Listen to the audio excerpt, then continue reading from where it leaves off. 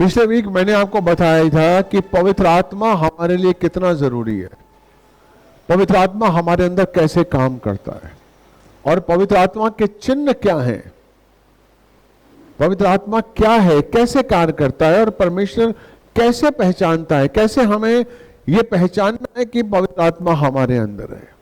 Hallelujah. आज मैं आपको एक वचन पढ़वाऊंगा, क्योंकि शैतान जो है वो हमेशा हमारे पीछे लगा हुआ है। वो हमें कमजोर करना चाहता है, वो हमें दूषित करना चाहता है, वो हमें पापी बनाना चाहता है। वो नहीं चाहता कि हम परमेश्वर के चरणों में रहें, इसलिए वो गलत भावनाओं, गलत विचार के संग गलत चीजें हमारे मन में डालता है। हालेलुया। देखिए, अगर आप मत्ती 5 पढ़ेंगे, मत्ती 5, 6, 7 पढ़ेंगे तो उसमें आत्मा के फलों के बारे में बताया गया है, लेकिन उसमें यह बताया गया है कि 2 उपदेश जो यीशु मसीह के हैं वो ऐसे हैं कि अगर आप उन्हें नहीं मानेंगे तो आप नरक जा सकते हैं। एक मसीह जो विश्वासी चुनने वाला है। धन्य है तुम मन के दीन हो, क्योंकि स्वर्ग का राज्य उन्हीं का है। धन्य है कि आप नम्र हैं, धार्मिकता के भूखे प्यासे हैं। इनमें से कोई भी वचन को अगर आप थोड़ा सा नहीं भी मानेंगे तो चलेगा, लेकिन 2 वचन इसमें ऐसे हैं। एक तो है क्रोध। क्रोध करेंगे तो आप नरक के भागी हो सकते हैं। क्रोध आपको नरक लेके जा सकता है। और दूसरा है व्यभिचार। अगर आप व्यभिचार में लिप्त हो गए तो आप विश्वासी होने के बाद भी नरक जा सकते हैं। हालेलुया। अब आज मैं आपको बताऊंगा कि व्यभिचार कैसे आता है, व्यभिचार की स्पिरिट आपके अंदर कैसे आती है, किन्हीं कारण से आपके अंदर व्यभिचार की आत्मा आती है कि आप उसके दास हो जाते हैं। Hallelujah, praise the Lord. Ezekiel 16:49। ध्यान से इस वचन को सुनिए, आज आपके जीवन को बहुत आशीष मिलेगा। देख, तेरी बहन सदोम का अधर्म यह था कि वह अपनी पुत्रियों सहित घमंड करती, पेट भर के खाती और सुख चैन में रहती थी। हाँ। और दीन दरिद्र को न संभालती थी। अतः वह गर्व करके मेरे सामने घृणित काम करने लगी। बस। हालेलुया। यहां सदोम के बारे में बात की जा रही है। सदोम अमोरा का इतिहास आप सब लोग जानते हैं कि वहां पर व्यभिचार की आत्मा का वास था। व्यभिचार कब आता है, कैसे आता है? यहां पर 4 कारण बताए गए हैं। व्यभिचार का आपके अंदर आना, उसके 4 कारण हैं। हालेलुया। तेरी बहन सदोम का अधर्म यह था कि वो अपनी पुत्रियों सहित अहंकार, पेटू, सुख विलास का प्रेमी, और उसने दीन दरिद्रों की सुधि नहीं ली। यानी कि 4 चीजें हैं। अगर आप में घमंड है तो व्यभिचार की आत्मा आप में आ सकती है। अगर आप पेटू हैं, कहीं भी आपको खाना दिखता है और आपके अंदर लालच आ जाती है, आप रोक नहीं सकते अपने आप को, कंट्रोल नहीं कर सकते आपको, तो आप खतरे में हैं। व्यभिचार की आत्मा आप में आ सकती है। Hallelujah, is the Lord. तीसरा, कंफर्ट जोन में है, आप आराम चाहते हैं, कंफर्ट जोन से बाहर नहीं निकलना चाहते हैं। आपको एसी के बिना आपको आदत नहीं है, अब एसी के बिना आप जा नहीं सकते, कंफर्ट जोन में आप रहना चाहते हैं। और चौथा कि आप कंगालों की सुधि नहीं लेते। कंगालों के लिए अगर आपके मन में दया नहीं है तो व्यभिचार की आत्मा आपको जकड़ सकती है। ये 4 चीजें हैं, ये 4 कारण हैं जिसकी वजह से व्यभिचार की आत्मा आपके अंदर आ सकती है। हालेलुया।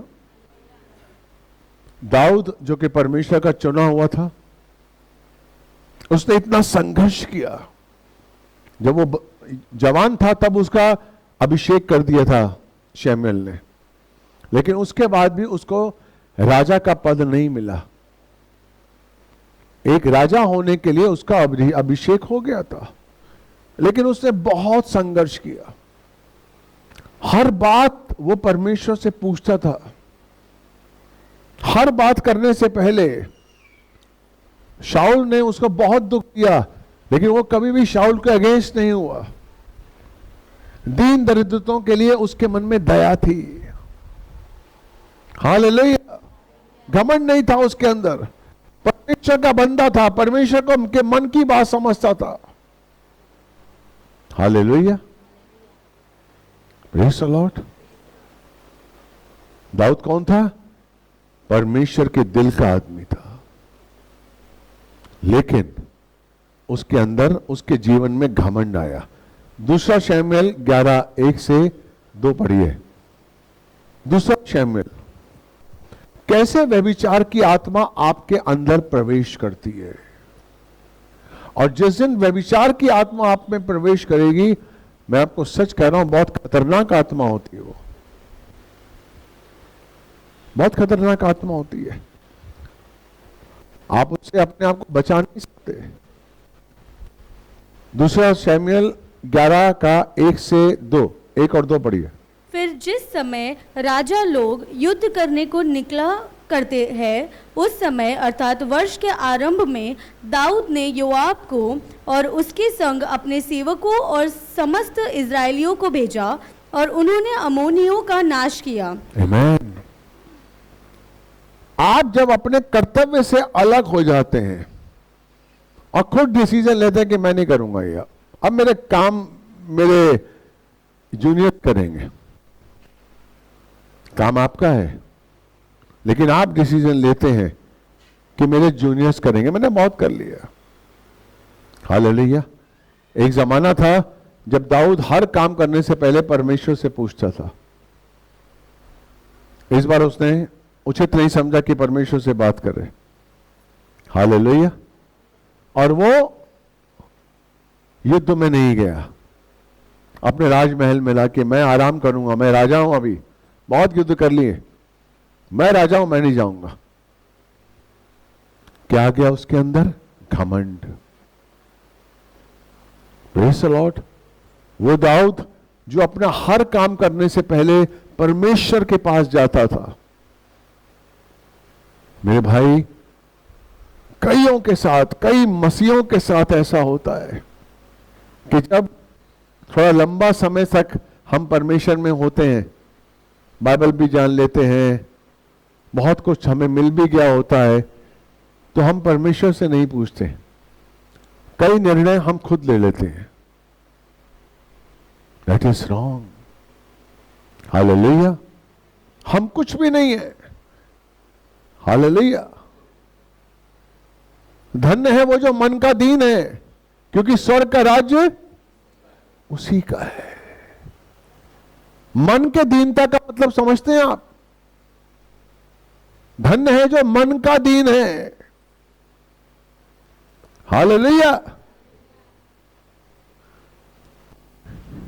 जो अपने मन से परिपूर्ण नहीं है, जो रोज अपने मन में भिखारी है, रोज जो परमेश्वर की देहरी में जाता है कि मुझे परमेश्वर तेरी जरूरत है। धन्य कौन है? मन का दीन। हालेलुया। नीति वचन 8 निकालिए। हालेलुया। 8:34। क्या ही धन्य है वो मनुष्य जो मेरी सुनता और मेरी देवड़ी पर प्रतिदिन खड़ा रहता। आमीन। धन्य कौन है? वो मनुष्य जो मेरी सुनता है और मेरी देवड़ी पर रोज खड़ा हो जाता है। आमीन। कल मैंने प्रार्थना की, परमेश्वर ने प्रार्थना सुनी और मेरी प्रार्थना पूरी हो गई। परमेश्वर का अनुग्रह कल मैंने देखा। आपने कभी किसी भिखारी को देखा है? भिखारी जब आपके घर में आता है, कुछ दे दे माई, और आप दे देते हैं, 5 रुपए दिए, 2 रुपए दिए, जो भी आपने दिए, वो कल फिर आ जाता है।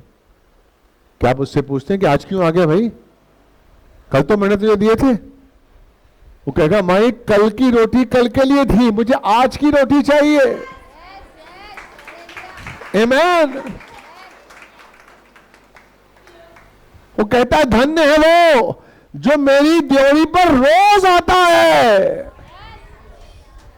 रोज मांगने के लिए आता है। दोबारा पढ़िए इसको। क्या धन्य है वह मनुष्य जो मेरी सुनता वरन मेरी देवड़ी पर प्रतिदिन खड़ा रहता और मेरे द्वार के खंभों के पास दृष्टि लगाए रहता है। दृष्टि लगाए रहता है। आमीन। धन्य है वो, चाहे वो राजा है, चाहे वो रंक है, चाहे वो अमीर है, चाहे वो गरीब है, कोई भी है, धन्य वो व्यक्ति है जो मेरी ड्योरी पर रोज निगाहें लगाता है, रोज देखता है कि रोज मुझे प्रभु दे दे, आज मुझे यहां से कुछ मिल जाए, स्वर्गीय आशीष, स्वर्गीय बुद्धि। आमीन। कहीं मुझ में कोई घमंड ना आ जाए, कुछ ना आ जाए, नहीं, मुझे अपने आप को दीन करना है। इसलिए आप परमेश्वर के सामने, राजा के सामने रोज आते हैं। आमीन। और मैं सच कह रहा हूं, अगर आप रोज आएंगे ना तो आपका राजा नहीं पूछेगा कि कल तो मैंने तुझे दिया था। आमीन। पता प्रॉब्लम क्या है? यीशु कहता है कि अपने आज की रोटी मांग। आमीन। मत्ती 6 का निकालिए 9, मैथ्यू 6 निकालिए। हे हमारे पिता, हाँ। तू जो स्वर्ग में है, तेरा नाम पवित्र माना जाए। हाँ। तेरा राज्य है, तेरी इच्छा जैसी स्वर्ग में पूरी होती है वैसे पृथ्वी पर भी हो। हाँ। हमारे दिन भर की रोटी आज हमें दे। आज दे दे। क्या सिखाई है यीशु ने प्रार्थना? कि मुझे आज की रोटी दे। प्रॉब्लम कहां आती है? हम आज की रोटी मांगते ही नहीं है, हम कल की मांगते हैं। हम आज मांगते नहीं आज का। कोई मांगता है आज की रोटी? नहीं, कल की मांगते हैं, परसों की मांगते हैं, 10 साल बाद की मांगते हैं, 4 साल बाद की। आज की मांगते ही नहीं हम। प्रॉब्लम यही है, प्रॉब्लम यही तो शुरू होती है। वो कहता है आज की रोटी मांग, लेकिन आज से हम तृप्ति नहीं होते, हमें कल की रोटी चाहिए, और आप परीक्षा में आ जाते हैं। वो कहता है आज की मांग, मैं तुझे आज दूंगा। आमीन। कल की चिंता मत कर। लेकिन हम कल की ही चिंता करते हैं। क्यों? क्या हमारा विश्वास नहीं है? वो कहता है जब मैं चिड़ियों के दानों को, जब चिड़ियों को मैं दे सकता हूं रोज, तो क्या तुझे नहीं दे सकता हूं? तो क्यों नहीं विश्वास करता है? क्यों नहीं विश्वास करता है? क्योंकि शैतान आपके अंदर संदेह की आत्मा डालता है। संदेह। आपको पता है शैतान का मकसद क्या है? आपके अंदर संदेह की आत्मा डालना, दोष की आत्मा डालना। अय्यूब के लिए परमेश्वर ने कहा शैतान से कि धरती पर सबसे खरा व्यक्ति यही है। अय्यूब को परमेश्वर ने इंट्रोड्यूस किया कि धरती पर सबसे खरा व्यक्ति यही है।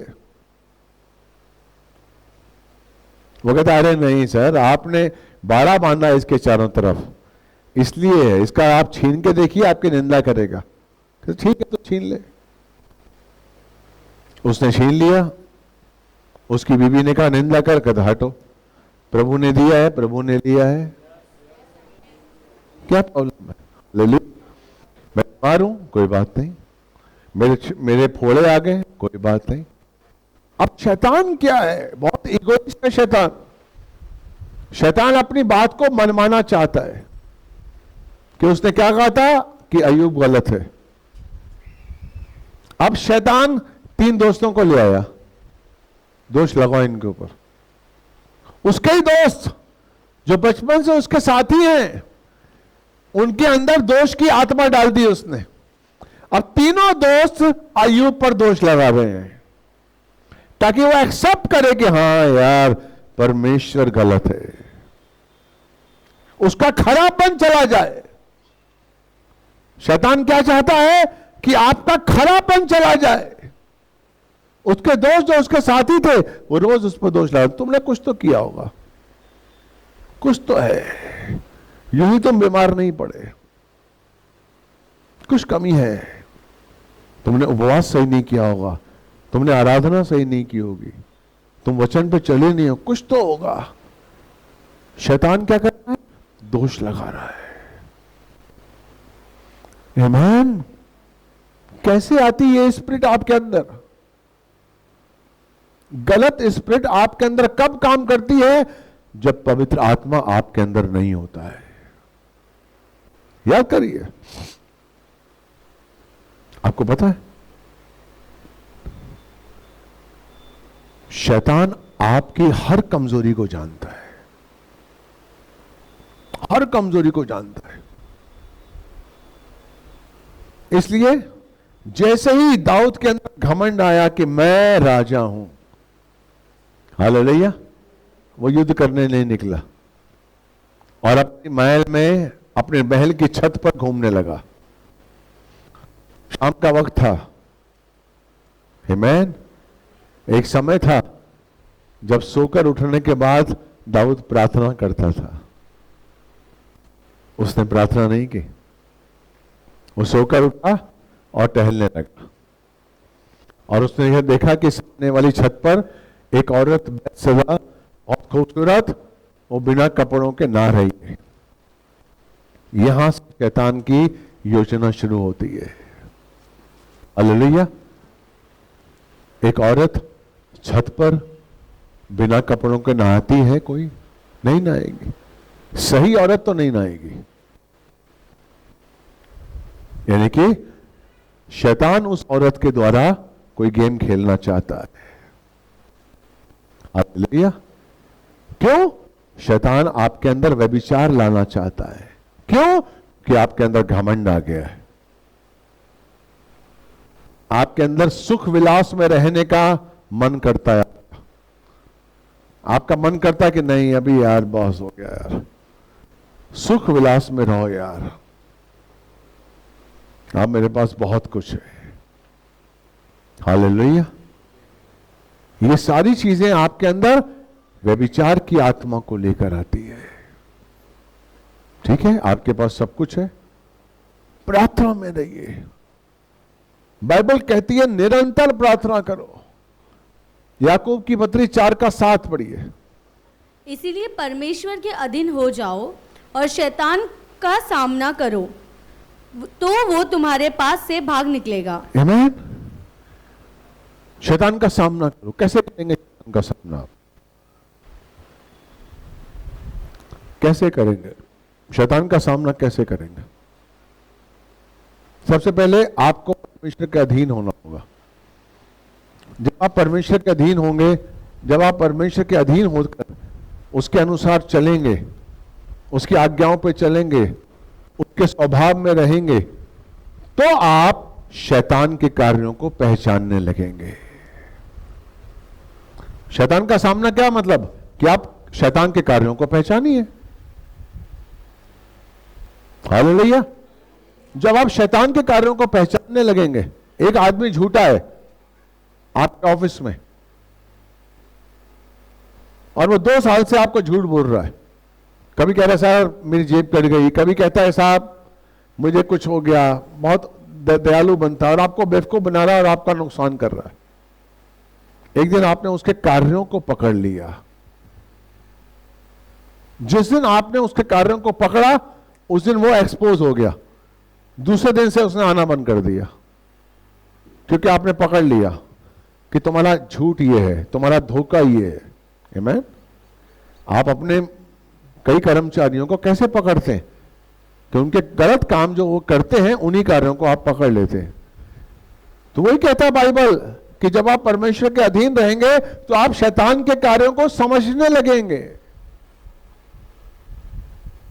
हालेलुया। जब आप परमेश्वर के अधीन रहेंगे तो परमेश्वर की बुद्धि आपके अंदर काम करेगी। हेलो, प्रॉब्लम क्या है? हम अपनी बुद्धि को परमेश्वर की बुद्धि से ज्यादा अहमियत देते हैं। हम सोचते हैं पैसा तो भैया के पास ज्यादा है लेकिन बुद्धि मेरे पास ज्यादा है। नहीं है भैया, इसीलिए धन्य है वो जो मन का दीन है, क्योंकि स्वर्ग राज्य दीनता के पास है। दीन बनिए, नम्र बनिए। अगर आप में दीनता और नम्रता नहीं है, मत्ती 18 है, लूका 18, एक फारसी खड़ा होता है कि साहब मैं पापी हूं, मैं तेरी तरफ देख भी नहीं पा रहा हूं। और एक कहता है फारसी कि मैं हफ्ते में 2 बार उपवास रखता हूं, दान दशांश देता हूं, बाइबल पढ़ता हूं। लेकिन यीशु कहता है ये जो चुंगी लेने वाला है ये धर्मी कहलाएगा। आमीन। क्योंकि उसने एक्सेप्ट किया, उसने एक्सेप्ट किया। हालेलुया। घमंड आपको एक्सेप्ट करना नहीं दे रहा है कि आप गलत हैं। दाऊद ने घमंड में उस लड़की को बुलाया, उसके संग उसने गलत काम किया, और जब उसे पता लगा कि साहब इसका पति भी है, बाइबल में क्या लिखा हुआ है कि कौन किसके अंदर व्यभिचार की आत्मा आती है? जो दीन और कंगाल लोगों की सुधि नहीं लेता है। दाऊद ने कहा ओ ये उरिया है, अच्छा ये सैनिक है हमारा, ओके आए बुलाओ उसको, उरिया जी जाओ, ऐसा करो आराम करो, की छुट्टी है, अपने में जाके आराम करो। उसने कहा सर मैं राजा साहब मैं आराम करने में तो युद्ध में हूं और मैं लड़ने के लिए गया, मेरे साथी लड़ रहे हैं और मुझे आराम नहीं नहीं नहीं, मेरे साथी लड़ रहे हैं, मैं एक सैनिक हूं, मेरा काम क्या है? देखिए परमेश्वर ने उस उरिया के द्वारा दाऊद को बचाने की कोशिश की ताकि आप उसके अंदर पश्चाताप की आत्मा है। दाऊद को बचाने की कोशिश की उसने, परमेश्वर ने। उरिया कहता नहीं मैं तो वफादार हूं, मैं अपने घर नहीं जाऊंगा। दूसरे दिन भी उसने बुलाया और दारू पिलाई, सब कुछ किया। वो कहता नहीं साहब मैं एक सैनिक हूं, मैं कैसे जा सकता हूं अपनी पत्नी के पास जबकि मेरे सैनिक वहां पर मेरे जो साथी हैं वो युद्ध कर रहे हैं। Hallelujah, praise the Lord. दाऊद ने उसको मरवा दिया, दाऊद ने उसको मरवा दिया। कैसे मरवा दिया? क्योंकि व्यभिचार की दुष्ट आत्मा उसके अंदर आ गई। जिस दिन व्यभिचार की दुष्ट आत्मा आप में आती है ना मेरे भाई, आप उसको समझ नहीं पाते, आप समझ नहीं पाते। आप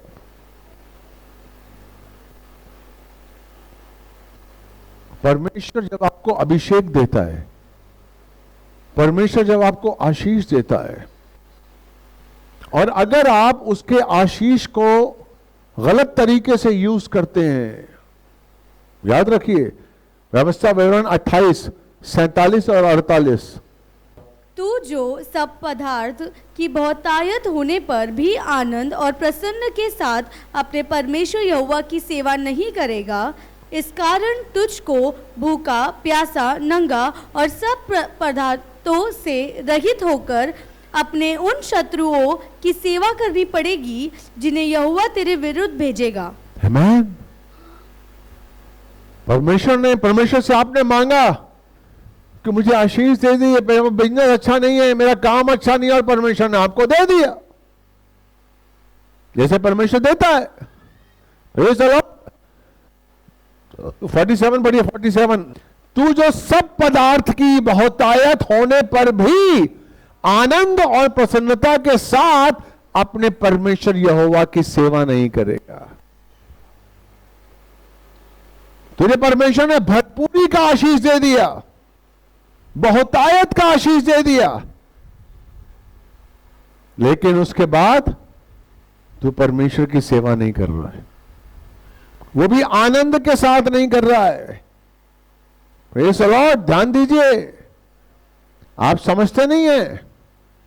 48, इस कारण तुझको भूखा प्यासा नंगा और सब पदार्थों से रहित होकर अपने उन शत्रुओं की सेवा करनी पड़ेगी जिन्हें यहोवा ने तेरे विरुद्ध भेजेगा। हेलो, आप क्या समझते हैं? अगर आप परमेश्वर की सेवा आनंद के साथ नहीं करेंगे, क्योंकि जब आपके पास कुछ नहीं होता है ना, तो आप परमेश्वर से वाचा बांधते हैं, परमेश्वर दीजिए, मुझे दीजिए, मैं आपकी सेवा करूंगा, मैं आपका नाम लूंगा, मैं ये करूंगा, मैं वो करूंगा। ये वाचा बांधते हैं, ये वाचा बांधते हैं, वाचा बांधते हैं, मुझे दे दीजिए, मुझे दे दीजिए, और परमेश्वर आपको दे देता है। और जैसे ही आपके पास आता है, आप भूल जाते हैं, आप भूल जाते हैं। नहीं मेरे भाई, मेरी बहन, बिल्कुल नहीं। कभी भी हमारे मन में ये विचार ना आए, कभी भी। यही तो घमंड का विचार है, यही तो घमंड है जिसके द्वारा व्यभिचार की आत्मा आपके अंदर आती है।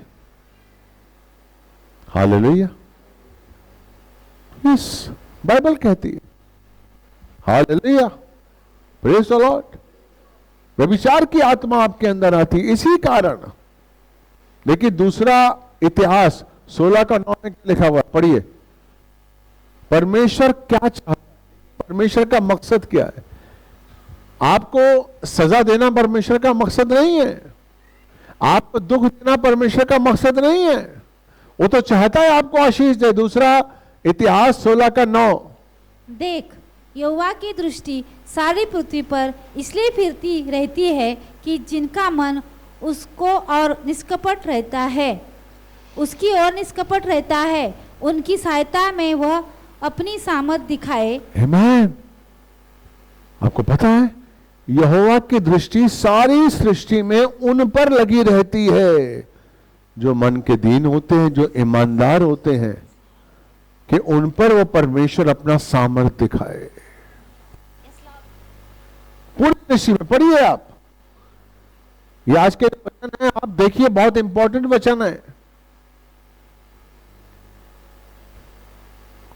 लेकिन जब आप घमंड करते हैं तो व्यभिचार की आत्मा आपके अंदर आ जाती है। इसलिए मेरे भाई, मेरी बहन, अपने अंदर कभी भी घमंड मत आने दीजिए, मैं मत आने दीजिए कि मैं ये हूं, मैं वो हूं। नहीं, किसी भी चीज का घमंड नहीं। मैं खूबसूरत हूं, मेरी आवाज अच्छी है, नहीं।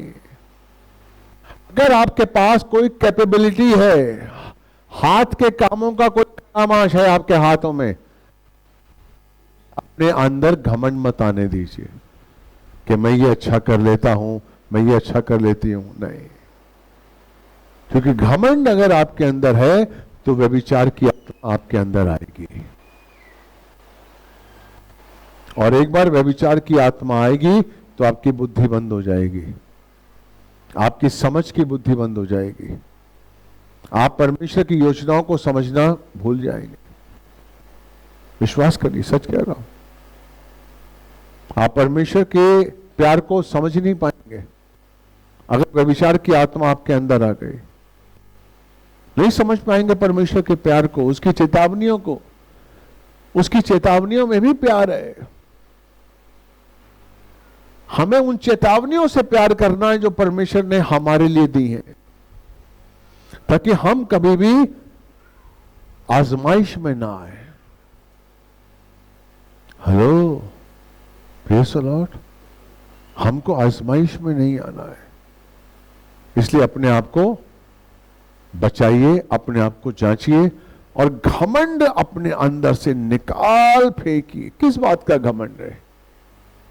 इस पैसे का घमंड नहीं, इस खूबसूरती का घमंड, अपनी गाड़ी का घमंड, अपनी नौकरी का घमंड नहीं, कुछ भी नहीं है, कुछ भी नहीं है।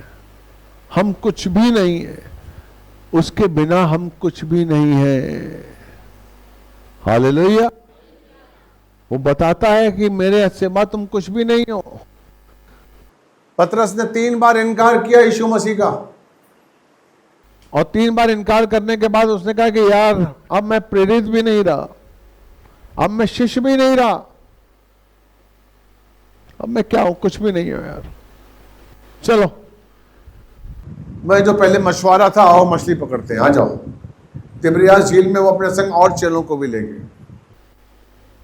कि मैं अब प्रेरित तो रहा नहीं, मैं शिष्य तो रहा नहीं, मैं चेला तो रहा नहीं, चलो मछली पकड़ता हूं, चलो मछली पकड़ते हैं, वो तो पकड़नी मुझे आती है। यीशु मसीह कहता है तू मछली पकड़ेगा, जा मछली पकड़। सारी रात वो मेहनत करते रहे, एक भी मछली नहीं पकड़ पाए। यीशु कहता है तू मेरे बिना कुछ नहीं कर सकता है। अरे तू मुझे नहीं जानता है, फिर भी मैं तेरे साथ हूं। तू अगर कुछ कर पा रहा है तो बिकॉज ऑफ मी। घमंड मत लो। आमीन। जा पकड़, तू जा पकड़। कुछ नहीं पकड़ पा रहे। इसलिए मेरे भाई, अगर आपके साथ यीशु नहीं है, कुछ भी नहीं है, कुछ भी नहीं है। हालेलुया। आज यीशु हमारे साथ है। आज यीशु चाहता है कि हम उसके साथ रहें। ये बहुत बड़ी बात है।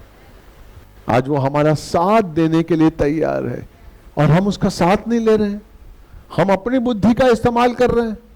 हम इतने बेवकूफ क्यों हैं जब हमें सब कुछ देने के लिए तैयार है। उसने प्रमाण दिया है अपना बलिदान देकर कि मैं तुम्हारे साथ हूं। Praise the Lord. आज का वचन अच्छा लगा? आमीन। विश्वास करिए, प्रभु आपसे बहुत बहुत बहुत प्यार करता है। हालेलुया। आमीन आमीन आमीन। बोले यीशु मसीह की, यीशु मसीह की। आमीन। प्रभु आपसे बहुत प्यार करता है।